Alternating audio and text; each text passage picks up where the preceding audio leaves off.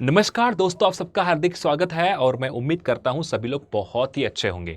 अगर आप 12 के बाद डायरेक्टली आईआईएम में एडमिशन लेना चाहते हो तो ये वीडियो बहुत इंपॉर्टेंट होने वाला है, क्योंकि आज हम बात करने वाले हैं आईपीमैट इंदौर, आईपीमैट रोहतक और जिपमैट इन तीनों एग्जामिनेशन के ऊपर। अगर आप इन तीनों एग्जाम टारगेट करना चाहते हो तो आपको कौन सा एग्जामिनेशन कैसे पढ़ना चाहिए वो भी मैं आपको बताने वाला हूं। इन तीनों एग्जामिनेशन के थ्रू कौन से कॉलेज आपको एडमिशन देते हैं और उसके साथ ही कौन से क्वेश्चन, कितने सीट्स होते हैं, कितना पैकेजेस होता है, ये सब कुछ आज हम यहां पर बात करने वाले हैं। एंड अगर आपको लगता है कि मुझे जिपमैट देना चाहिए या नहीं देना चाहिए, वो भी मैं आज आपको यहां पे क्लियरली बताने वाला हूं। So let's get started. सबसे पहले आपको एक व्हाट्सएप कम्युनिटी का ग्रुप ज्वाइन करना चाहिए, जहां पर आपको जो भी डाउट आता है रिगार्डिंग एग्जामिनेशन या कहीं पर आप फंस रहे हो, अगर को समझ भी नहीं आ रहा है क्वेश्चन कैसे सॉल्व करना चाहिए, आप डायरेक्टली यहां पर पोस्ट कर से हमसे पूछ सकते हैं, सर मुझे इसके अंदर डाउट आ रहा है, आप मुझे जरूर यहां पे गाइड करिए करके। तो हमारी टीम आपको डेफिनेटली यहां पे गाइड करेगी थ्रू आउट योर डाउट्स। ठीक है, अभी जो है हम यहां पर आईपीमैट इंदौर का जो कि एक बैच है वो स्टार्ट करने वाला है फ्रॉम 13 अक्टूबर। और इस बैच की खासियत क्या होने वाली है, सबसे पहले तो ये सुन लो। आपको यहां पर लाइव और रिकॉर्डेड क्लासेस मिलने वाली है और कंप्लीट सिलेबस आपका जो है हम कोशिश करेंगे 31 जनवरी के पहले पहले खत्म करें, क्योंकि आपके पास जनवरी के बाद जो है फरवरी एंड मार्च यहां पर आपके बोर्ड्स के एग्जाम होते हैं और ये एग्जामिनेशन बहुत ही पायोनियर माना जाता है पूरे आईपीएम प्रोग्राम के लिए। पायोनियर क्यों? क्योंकि आईएम इंदौर का जो एवरेज पैकेज है वो कहीं ना कहीं 30 लाख के आसपास आज यहाँ पे टच हो रहा है। तो ये प्रीमियम एग्जामिनेशन है, तो इसके लिए आपको सीरियसली पढ़ना चाहिए।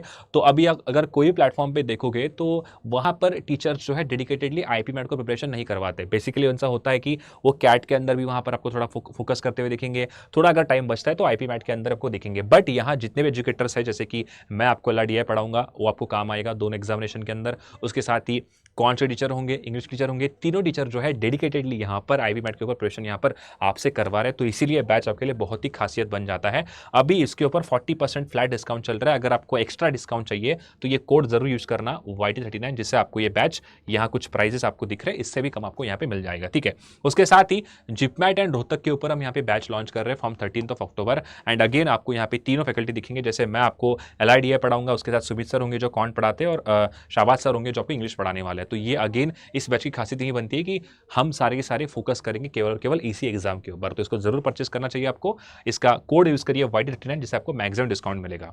अगर आप कोड लगाते हो YT39 तो जिससे आपको 42% का फ्लैट डिस्काउंट मिलने वाला है। तो जरूर इस कोड को यूज करिए ताकि आपको जो है यहां पर बैचेस को स्टार्ट करने का जो है मौका हो जाएगा। सबसे पहले अगर मैं बात करूं एलिजिबिलिटी क्राइटेरिया, अगर आपको तीनों एग्जाम टारगेट करने हैं तो देखो, सबसे पहले मैं बात करता हूं क्वालिफिकेशन। तीनों एग्जाम्स में आपको यहां पर क्लास 12 कोई भी स्ट्रीम से अगर आप पास आउट होते हो तो आप एलिजिबल हो। यानी कि अगर आप आईपीमैट इंदौर दोगे या आईपीमैट रोहतक दोगे और उसके साथ ही जिपमैट दोगे, तो यहां पर आपको सबसे पहला जो क्राइटेरिया है वो है आपका क्लास 12 कोई भी स्ट्रीम से आप करें, चाहे आर्ट्स हो, चाहे साइंस हो, चाहे कॉमर्स हो। उसके साथ ही पासिंग ईयर बहुत इंपॉर्टेंट है। अगर आप 2026 का एग्जाम देने वाले हो तो उसके लिए आप 2024 और 25 यहां पर पास हो सकते हो। यानी कि अगर आपने 12th क्लास 2024 में करी है या 25 में अभी जाके पास आउट हो गए या पास आउट हो चुके हो, तब भी आप यहां पे एलिजिबल हो 2026 के एग्जाम के लिए। अब डिपेंड करता है कि आपकी कैटेगरी कौन सी है, उसके ऊपर एक दो नंबर ऊपर हो सकते हैं, तो आप जरूर चेक करना। उसके बाद मिनिमम मार्क्स क्या होंगे, देखो यहाँ पे 60% for general category and 50% for SC ST। And same यहाँ पर जिपमैट के लिए भी होगा। उसके बाद एज लिमिट यहाँ पर जो है वो 2006 के बाद आप अगर बॉर्न हो तो डेफिनेटली यहाँ पर आप इसका फॉर्म भर सकते हैं। तो ये था इसका बेसिक एलिजिबिलिटी क्राइटेरिया। उसके बाद मेन इंपॉर्टेंटली एग्जाम का पैटर्न समझते हैं। आपको पता है कि आईपीमैट इंदौर के एग्जाम के अंदर आपको क्वांट्स के 2 सेक्शन आते हैं। एक होता है आपका MCQ पैटर्न, जिसके टोटल 30 क्वेश्चन आपको देखने को मिलते हैं, एंड शॉर्ट आंसर्स के 50 क्वेश्चन होते हैं 15। तो टोटल क्वांट्स के आपको देखने को मिलता है 45 क्वेश्चंस एंड सेम वर्बल के अंदर भी 45 क्वेश्चंस होते हैं। तो यहां पर देखो दोस्तों, MCQ के अंदर जो है आपको नेगेटिव मार्किंग होती है। अगर आपने गलत किया तो आपका 1 माइनस होगा। वहीं शॉर्ट आंसर्स में कोई भी नेगेटिव मार्किंग नहीं होती है। आप डायरेक्टली यहां पर जो है सारे क्वेश्चन अटेम्प्ट कर सकते हो सकता है गलत भी हो, अगर आपने तुक्का लगाए तो आंसर भी सही बन जाएगा। ठीक है, आगे देखो क्या है। आईपीमैट रोहतक में आपको शॉर्ट आंसर देखने को नहीं मिलेंगे, बट आपको सिर्फ और सिर्फ आईपीमैट इंदौर के एग्जाम के अंदर यहाँ पे शॉर्ट आंसर्स देखने को मिलते हैं। उसके बाद मेन इसका सबसे टर्निंग पॉइंट होता है वो है लॉजिकल रीजनिंग लॉजिकल रीजनिंग आपको आईपीमैट इंदौर में जो है वो देखने को नहीं मिलता है, बट ये दोनों एग्जाम्स में मतलब आईपीमैट रोहतक और जिपमैट में इसका सेक्शन जो है वो इंक्लूडेड होता है। तो लॉजिकल रीजनिंग बहुत ही स्कोरिंग भी होता है और इसके ऊपर मैं ऑलरेडी क्लास भी ले रहा हूँ फ्री ऑफ कॉस्ट, उसको जाके जरूर एक बार देख लेना। ड्यूरेशन जैसे कि यहाँ पर आप देखोगे 2 घंटे होंगे आपके आईपीमैट इंदौर के लिए, सेम 2 घंटे आपको होंगे यहाँ पे आईपीमैट रोहतक के लिए और इंदौर के लिए भी, और 2.5 घंटे का पेपर होगा आपका यहाँ पे जिपमैट के लिए। तो ये था एग्जाम का पैटर्न। उसके बाद मेन इंपॉर्टेंटली बात करता है कि आपको रिटर्न एग्जाम के बाद कैसे सिलेक्शन क्राइटेरिया होता है हर एक कॉलेज के अंदर। पहले तो आपको एग्जाम देना है आईपीमैट इंदौर का। अगर आपको आईएम इंदौर जाना है तो पहले आपको देना पड़ेगा एग्जाम, जो कि खुद आईएम इंदौर कंडक्ट करता है।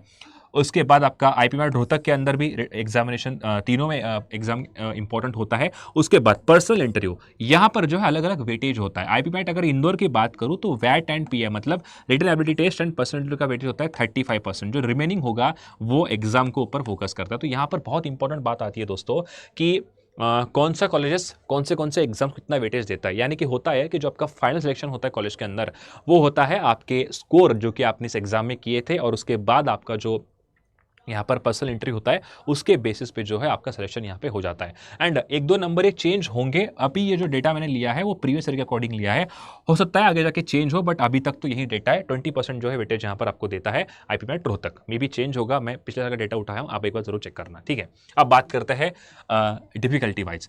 इंदौर का जो पेपर होता है थोड़ा सा डिफिकल्ट माना जाता है, क्योंकि यहाँ जो क्वेश्चंस होते हैं वो होते हैं एडवांस क्वांट्स के ऊपर और आपको कैलकुलेटर अलाउड नहीं होता है। तो बेसिकली इंदौर का पेपर जो है थोड़ा सा हाई लेवल पे आता है। यानी कि मैं कहना चाहूँगा कि अगर आप थोड़ा सा अच्छे से प्रिपेयर करोगे तो एग्जामिनेशन आप आराम से क्रैक भी कर सकते हो।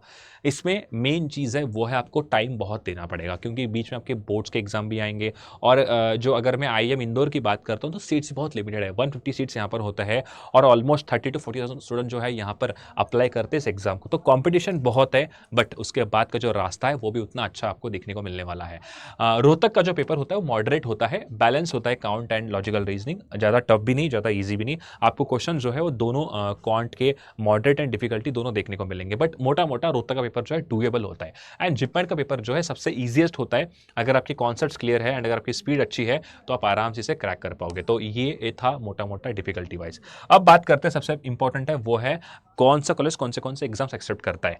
आईपीमैट इंदौर देने के बाद आपको 4 आईएम का रास्ता मिलता है। सबसे मेन है आईएम इंदौर, उसके बाद है आईएम शिलोंग, और उसके बाद है आईएम रांची, एंड उसके बाद है आईएम अमृतसर। तो अगर मैं कॉलेज की बात करूं तो 150 सीट्स आपको यहाँ पे देखने को मिलते हैं आईएम इंदौर में, अमृतसर में 60 एंड बाकी 2 कॉलेज के अंदर 60 यहाँ पे सीट्स होंगे। तो आप अनुमान लगाइए टोटल आपके 240 सीट्स होंगे, सॉरी 180 सीट्स आपके होंगे ये 3 आईएम से, एंड 150 जो कि यहाँ पर आपको होंगे आईएम इंदौर से। तो आप कह सकते हो कि मोटा मोटा जो है 200 से लेकर 250 के बीच में आपके सीट्स आपको देखने को मिलते हैं। 300 के आसपास सीट्स आपके होंगे इस कॉलेजेस के अंदर। तो एग्जाम काफ़ी अच्छा है। अगर मैं वहीं आईएम जम्मू एंड बोधगया की बात करूं तो ये जिपमैट का स्कोर जो है वो एक्सेप्ट करते हैं, एंड जम्मू एंड बोधगया भी अभी अच्छा कर रहे हैं, बट करंट के स्टेट में इनका जो पैकेज जो है वो एमबीए का थोड़ा सा कम है। बट आप यहाँ से 5 साल के बाद ग्रेजुएट हो जाओगे, तो वो सोचना बहुत इंपॉर्टेंट है। तो यहाँ पर मैंने सभी के एवरेज पैकेज भी दिया है। तो सबसे पहले जो टॉप पे आता है वो है आपका आईएम इंदौर, और उसके बाद आता है आईएम शिलोंग। इन दोनों के पैकेजेस जो है वो केवल और केवल 3-4 लाख का ही डिफरेंस आपको देखने को मिल रहा है।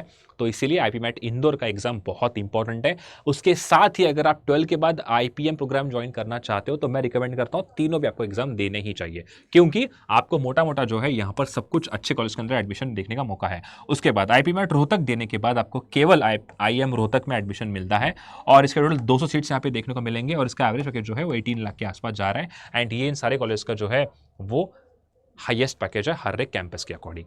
तो ये था अबाउट सीट्स और ये था अबाउट आपके एवरेजेस पैकेजेस। अब एक बात यहाँ पर इंपॉर्टेंट ये है दोस्तों कि अगर आप इस कॉलेज से पास आउट होते हो 5 साल के बाद, वो तो बहुत अच्छी बात है। अगर आपको ऐसा लग रहा है कि मुझे यहाँ पर एडमिशन मिला है, मान लो आईएम जम्मू में, आपने जिपमैट क्रैक किया और आपको मिल रहा है आईएम जम्मू, आपको ज़रूरी नहीं है कि 5 साल वहीं से आप ग्रेजुएट होकर निकलो। 3 साल के बाद आपके पास एग्जिट ऑप्शन होता है।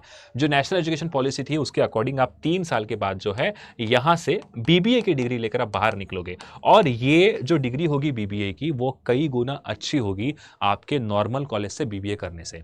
अगर आपने मान लो कोई भी आपके घर के आसपास या आपके सिटी में कोई कॉलेज ऐसा है जहां पर आपके 3 लाख रुपए या 2 लाख रुपए महीने के लग रहे हैं, उससे कई ज़्यादा वर्थ इट होता है आईएम जम्मू से जो है एमबीए करना। ऐसा क्यों सर? क्योंकि दोस्तों ऑब्वियसली बात है 3 साल के अंदर जो है आप एक अच्छा स्टूडेंट बन के निकलोगे, आपकी जो कम्युनिटी होगी वो बहुत स्ट्रांग होगी, वहाँ जो बच्चे आए एक अच्छा एग्जामिनेशन पास करके आए हैं, एंड अगर आप जैसे थर्ड ईयर में पहुंचोगे, अगर आप दोबारा कैट लिखते हो तो आपका सिलेक्शन क्राइटेरिया थोड़ा सा जो है वो अप लेवल पे जाता है। बेसिकली होता क्या है कि जो मेन आईआईएम जैसे अहमदाबाद हो गया, बेंगलोर हो गया, कलकत्ता हो गया, इंदौर हो गया, कोईकोड हो गया, उसके बाद शिलोंग है, यहाँ पर जो है, या एफएमएस की भी बात कर लो जो नॉन आईआईएम के अंदर आता है, वो देखते हैं स्टूडेंट का प्रोफाइल क्या है। मान लो अगर आपने आईआईएम जम्मू से ग्रेजुएशन किया है तो वहां पर आपका प्रोफाइल स्टैंड आउट होता है, यानी कि वहाँ की जो बैच के स्टूडेंट्स होते हैं mostly they are from IITs, NITs and SRCC. तो ये एक प्रेस्टिजियस इंस्टीट्यूट से आप पास आउट होने का आपको मौका मिलेगा कि वहां जाके आप स्टैंडर्ड करोगे एंड उस इंटरव्यू को आप आराम से क्रैक भी कर सकते हो, क्योंकि 3 साल में बहुत कुछ आप सीख के जाओगे अकॉर्डिंग योर मैनेजमेंट के अकॉर्डिंग। ठीक है, अब बात करते हैं नेक्स्ट, वो है कि sir should I consider this examination और नॉट, अगर मुझे कौन सा एग्जामिनेशन चूज करना चाहिए वो भी आपको बताऊंगा मैं। पहले तो इफ और strong in maths go for IPMAT Indore, अगर आपका बेसिक्स अच्छा है, अगर आपके मॉक के अंदर स्कोर अच्छे आ रहे हैं एंड अगर आप थोड़ा भी अच्छा खासा बात कर पाते हो then go for IPMAT Indore. अगर आपका बेसिक्स पहले से स्ट्रांग है, आपने 10th के अंदर अच्छा खासा मैथ्स के अंदर स्कोर किया है, then you are good at this. और मेन इंपॉर्टेंटली आपका पर्सनल स्किल बहुत इंपॉर्टेंट होते हैं। अगर आपने बात करने के अंदर आपका कम्युनिकेशन स्किल अगर अच्छी है तो डेफिनेटली आपका आईआईएम इंदौर का जो इंटरव्यू है वो भी क्रैक हो जाएगा। उसके अलावा if you want to balance paper with logical reasoning choose IPMAT Rohtak.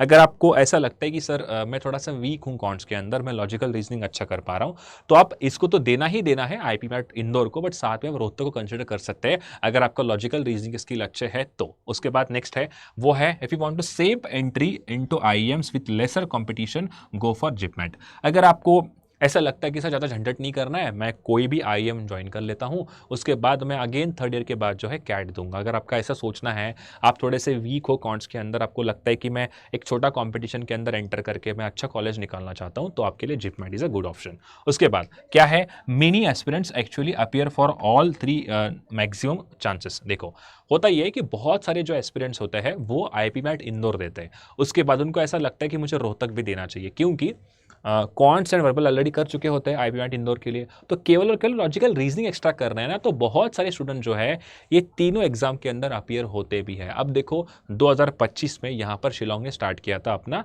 IPM programme, हो सकता है अगले साल कोई और एग्जाम और कोई आईआईएम बोले कि अभी जैसे आईआईएम बेंगलोर ने भी अपना अंडर ग्रेजुएट प्रोग्राम वहाँ पे स्टार्ट किया है फॉर देयर ग्रेजुएशन के लिए, तो ऐसा 2026 के अंदर जो है जाकर जिपमैट के अंदर एक और आईएम ऐड हो जाए, या एक और आईएम जाके आईपी मैट रोहतक का स्कोर यहाँ पे एक्सेप्ट करे, या आईएम इंदौर का आईपी मैट इंदौर का कोई स्कोर यहाँ पे एक्सेप्ट करे, तो देयर इज अ चांस कि आगे जाके और आईएम्स बढ़ेंगे। अभी टोटल 21 आईएम्स अपने इंडिया में है, जिसमें से 7 आईएम्स यहाँ पे आईपीएम प्रोग्राम को चलाते हैं, तो देयर इज अ चांस कि और भी आईएम वहाँ पे अपने एंट्री लगाएंगे आईपीएम प्रोग्राम के अंदर, क्योंकि उनके पास बच्चा जो है वो 5 साल के लिए पढ़ने को आएगा एंड मोटा मोटा वहाँ पर वो जो स्टूडेंट को बाहर निकालेंगे 5 साल के बाद, वो बाकी एमबीए ग्रेजुएट से बहुत कुछ अच्छे होंगे, क्योंकि 3 साल भी उन्होंने उसी कैंपस के अंदर बिताया है, वहीं फैकल्टी से मोटा मोटा पढ़े होते हैं।